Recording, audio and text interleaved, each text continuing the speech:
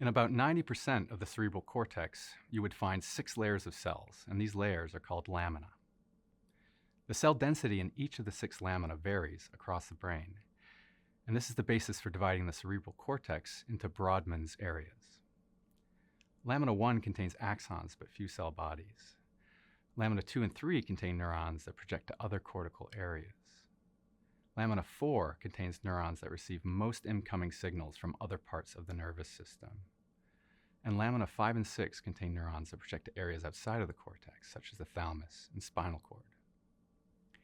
If we slice into motor cortex and do a Nissl stain and look at the cell bodies, we see something like this.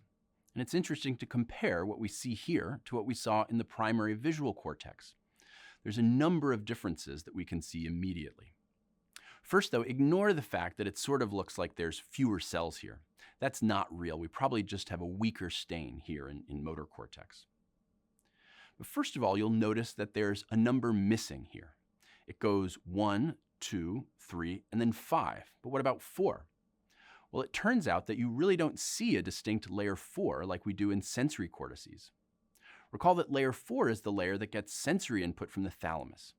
That doesn't happen in motor cortex because it's not a sensory cortex. So we don't need sensory input from the thalamus. So there's essentially no layer 4. In place of layer 4, we see an expanded layer 5. Why might we have an expanded layer 5? Well, layer 5 is the main subcortical output layer.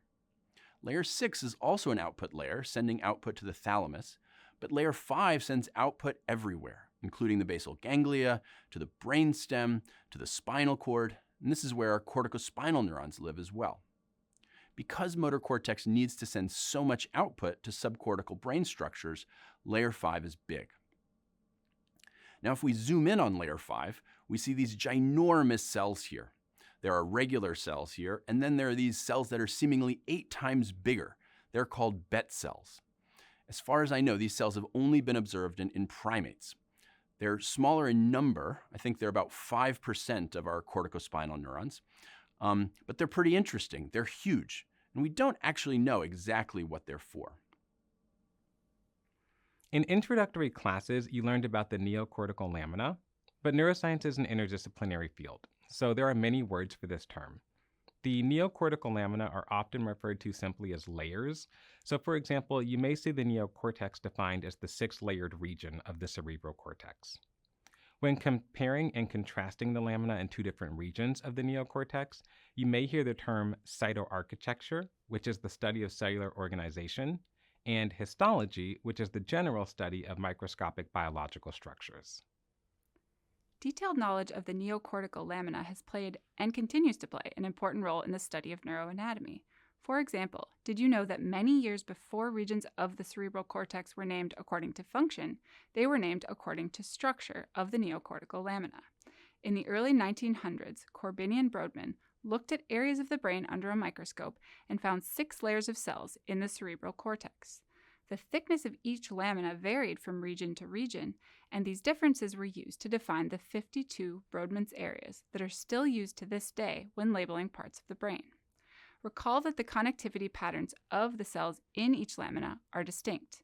For example, lamina 4 contains the cells that receive signals from the thalamus, so this lamina is particularly dense in the primary sensory areas. Importantly, while Brodmann's areas were defined based on cytoarchitecture, which is the organization of cells, we now know that these regions are not only structurally different, but functionally different as well.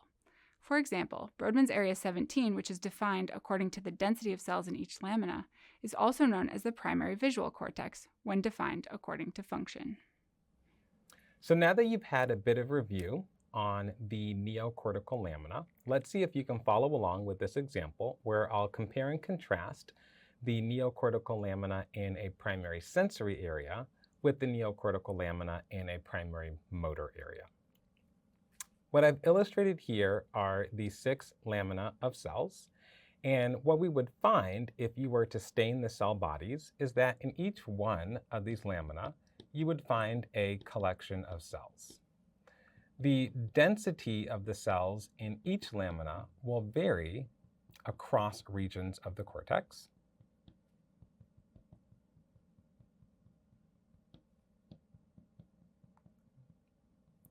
And importantly, the typical connections that you would find for the cells in each lamina will differ.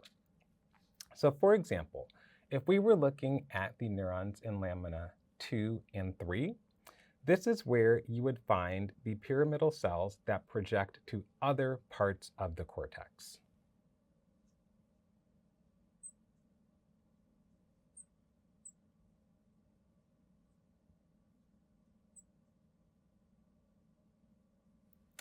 If we were looking at the cells in lamina 4, this is where you would find the neurons that are getting input from the thalamus.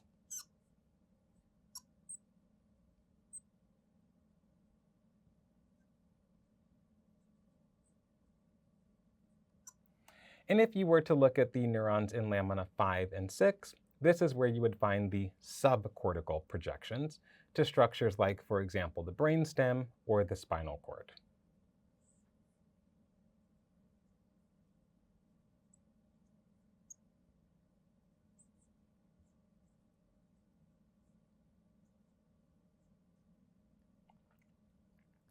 So with that understanding in mind, if we were to look at a primary sensory area, like for example the primary visual cortex, what you would find is lamina 4 is especially robust because of the large number of thalamic inputs that a primary sensory area would receive. In contrast, if we were looking at the primary motor cortex, what you would find is that lamina 5 is very robust because this is where you would find the upper motor neurons that are projecting to structures in the brainstem and spinal cord.